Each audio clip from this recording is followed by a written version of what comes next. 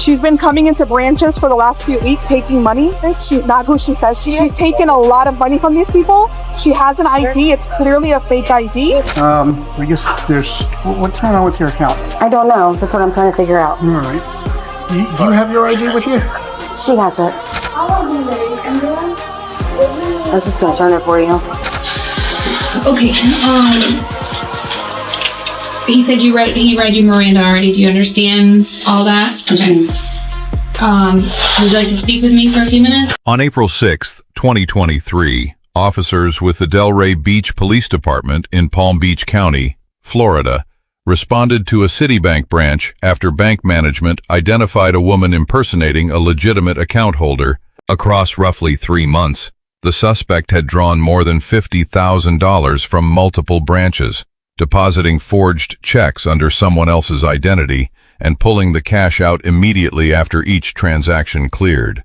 On arrival, officers found her at the counter with a fake driver's license, claiming to be a lawyer collecting fees from a client whose business she could not describe. The cover story collapsed inside her own answers. Every police encounter passes through 3 constitutional zones: consensual contact, investigative detention, and arrest. Each carries different rules, and the moment of transition is almost always decisive in court. Is he in there? How are you? Is my partner in there? He's with the girl. Okay. So I just want to give you a little bit of a history without her hearing me. Okay. She's been coming into branches for the last few weeks taking money. Yesterday we got a call from back office. She's not who she says she is. They've already blocked the account. We've confirmed with the client that this is not her. Okay. She's taken a lot of money from these people. She has. Ma'am, can I speak to you for a second? Yeah, sure. All right. I guess what's going on with your account? I don't know. That's what I'm trying to figure out. All right. Do you have your ID with you? She has it. She has it? Yes. All right. What's your name? Grace? Yeah, she has all the information. Okay. Here, let's go over to the counter. I was going to use the restroom. Well, give it a second, all right? Okay, thank you. All right. Here, let's just go to the counter here. Could you see that we get her ID? I guess there's some confusion about who you are and what your accounts are. There should be.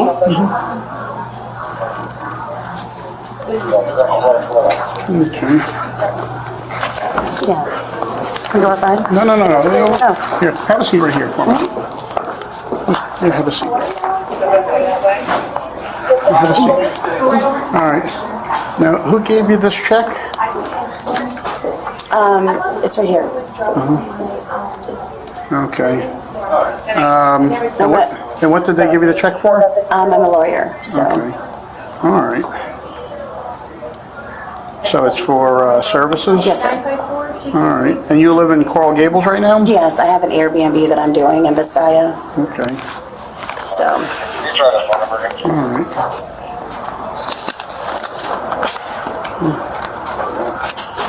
So what does Loraza Enterprises do? It's one of the my clients. Okay. But like what kind of work do you? What business are they in? I'm not sure. It's my client. He wrote the check. Okay. You say he's your client, but you don't know business he's in? No, I'm sorry. Is it a person or an actual business? No, it's a person. Okay. Already moved on the roadway, so everything is works clean now. And that typically takes how long?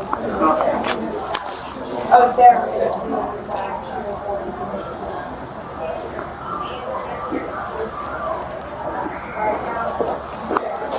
Hello. Come here and get it translated. I need to know what's going on. I just told your partner. So she's been coming into 2 branches the last few weeks withdrawing money. We got an email from back office yesterday that this is not the client. Under the Fourth Amendment, a seizure occurs when a reasonable person would not feel free to leave. Terry versus Ohio, 1968. Allows investigatory stops on reasonable suspicion, Florida Section 901.151. The instant the officer refused to let her step outside or use the restroom, the encounter crossed from consensual contact into detention, and Fourth Amendment scrutiny attached to every question that followed. The Fifth Amendment triggers a narrower rule. Miranda versus Arizona, 1966. Requires warnings only before custodial interrogation. Statements made during a consensual encounter before Miranda applies are fully admissible. This is where most fraud cases are decided. Her pre-Miranda statements, the lawyer claim, the fake employer, the fabricated address became admissible evidence the second they left her mouth, long before any warning issued. Once she said the words, "I want to speak to my attorney." Edwards versus Arizona, 1981, required all custodial questioning to cease immediately and to stay ceased until counsel was present or she reinitiated it. So this company, they said, did not issue This her the check? actual person does not, this is not her. That's not her. We've got emails yesterday from back office that person has not came into a branch at all. Right. She lives in Coral Gables. That's where she does all her banking. She Right. does not come to Delray. So she's not, Correct. and we don't know who she is? That's correct. I have a client who needs a translator in the lobby. I'm not sure what she needs. She's sitting down. Stay with her. She came in yesterday, and immediately after I did the transaction, we received emails from the representative for the client, because they're actually kind of a high-level client. Right. And immediately... This Loraza Enterprises? No, it's the exact same name as her, and there's also another signer on the account, Right. so it's the two of them. Has nothing to do with any business, at least on their personal accounts, but Right. that's where she's transacting, is Okay. the personal account. The account number is So on we're there. saying this is a fake ID? It's got to be, because that's not her. That is the address of the client, but that's not her. And she's also gone to the Boynton branch, and we looked at their transactions. They never come up here. They're like Coral Gables. Right. Yeah. So yeah, they confirmed that it's not. She is not the client. She is not the client, but, She is and, not. and there is a client named, She is not her. Okay. She is not her. oh, okay. I'm still confused. So how do they know that who she is? They looked at their banking, their online banking, and saw transactions that were not authorized by the client. So they Now, contacted the client us. being, No, the client is, I don't know where this check came from. She's depositing it. Yesterday, she deposited a check and made a withdrawal. And so they saw on their online banking that, they saw in the online banking that they did not do the clients. Right. Did not do the transactions. So they verified it's confirmed fraud. She is committing fraud. This right, woman and that's she's here. trying to deposit this? Trying to deposit. Yesterday, she took cash back, but Okay. that is not her. Okay. They confirmed it last night. We've been emailing back and forth since like almost immediately after the transaction. What brought you up here? I have an Airbnb that I'm working on in Biscaya. Oh, nice. Biscaya? It's far from here, isn't it? Oh, so you're on Breast Atlanta. Oh, that Biscaya. I was thinking Dayton, Biscaya. What do you drive? Ma'am? Ma'am? A Cadillac. A Cadillac? What color is it? White.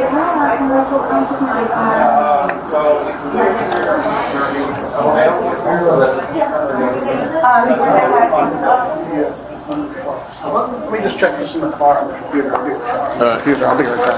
She drives a white Cadillac, she said. All right. Where's the car?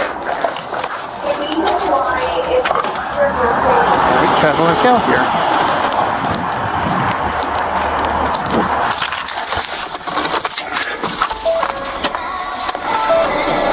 Yeah. So I'm on the phone.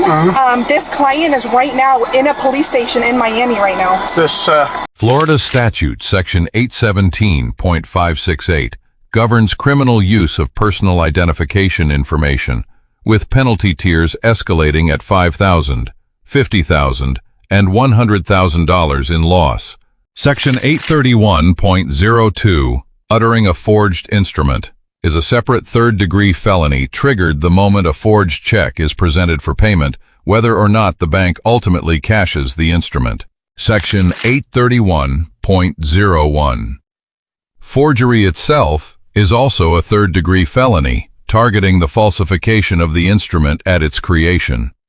Deposit and creation are prosecuted as independent, stackable counts. Section 901.36 criminalizes giving a false name to a sworn officer after a lawful arrest or detention, an independent count that stacks on top of any underlying charge, no matter how strong the primary evidence is.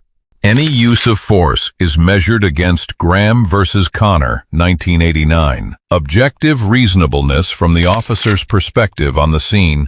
Compliant handcuffing rarely supports a civil suit under Section 1983. The actual lady is in a police station right this now in Grace Miami. Escalona? Correct. Yeah, well, this is the actual woman. Yeah, that's Similar, but not, but not. definitely not. I think I forgot to advise on how Can I speak to them because I have them on the phone, or does that not matter? No, it'll be good to speak to them. Let me tell them. They're in the police department? She's in a police department Right. in Miami. Have her speak to an officer to get a sworn statement. Sworn statement. Yeah, a sworn statement, if possible on video, if not, paper is good. Perfect. Okay?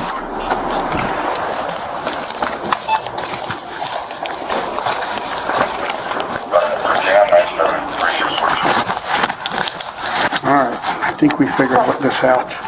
Alright, I'm required to warn you before you make any statements that you have the following constitutional rights, okay? You have the right to remain silent and not answer any questions, do you understand? You have the right to remain, any statement you make must be freely and voluntarily given, do you understand? Yes, sir. You have the right to the presence and representation of a lawyer of your choice before you make any statements and during any questioning, do you understand? Okay. All right, now you said you're a lawyer, so I guess all those rights you understand. All right, I guess the big question is, while I have your driver's license in hand, what's your real name? That is, I'll speak to my attorney. All right, you can do that. Thank you. All right, I'm going to place you under arrest. Yes, sir. Okay, if you could just step down. Yeah, no problem. Okay. That's all I was doing. Trying to be reasonable. I'm just trying to make it comfortable for you. Yeah.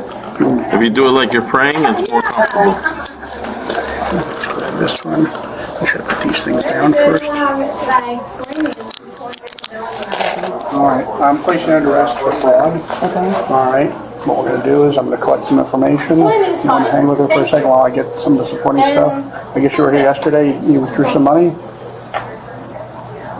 Okay. I'm just gonna talk to my attorney. All right, sounds good. A sworn statement from her. Citibank said I have to subpoena everything. She would give me a sworn statement, video, copies of the documents. The only thing I got is the check today. And I spoke to the actual victim who said she doesn't know who this woman is, she doesn't know how she got her information, and she doesn't even know who this company is. Okay. But she was trying to deposit, and basically yesterday she deposited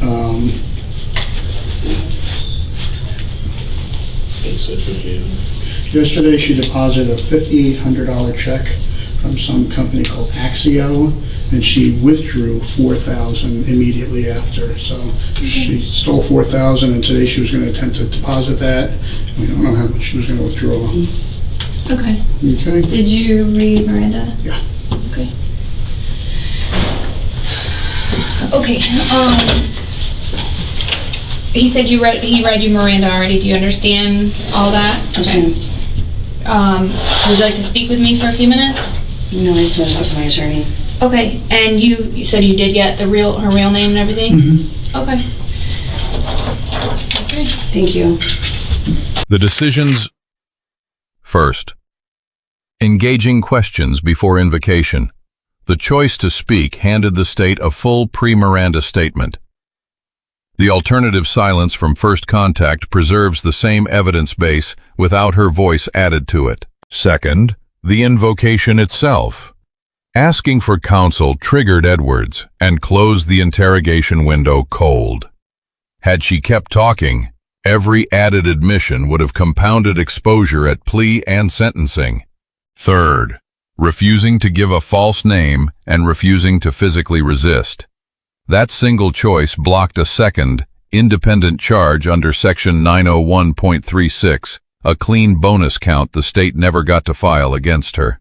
On the enforcement side, the officer stopped questioning the instant counsel was invoked, preserving admissibility of everything already gathered. The bank had already frozen the account and confirmed with the real client before police arrived. Reported outcome: 9 months of probation on this arrest, and further fraud committed while on probation that reportedly triggered a federal investigation. 12 minutes on camera shaping the next 12 months of legal consequence. 4 transferable lessons. First, constitutional protection turns on custody and interrogation, not on the moment of arrest. Every statement made before Miranda attaches is admissible, the trap that closes long before handcuffs appear. Second, the request for counsel must be clear and unambiguous. Hedged phrasing, maybe I should, I think I want, does not trigger Edwards. The exact words, I want a lawyer, are what stop the questioning cold. Third, never manufacture a second, independent offense on top of the first. A false name, a false document, a shove, a run. Each is a fresh crime that survives even if the underlying charge later collapses in court. Fourth, calm is not innocence, and cooperation is not defense. She still went to jail, but she did not give the state extra charges and did not gift them additional admissions. That is the highest ceiling available under legal pressure.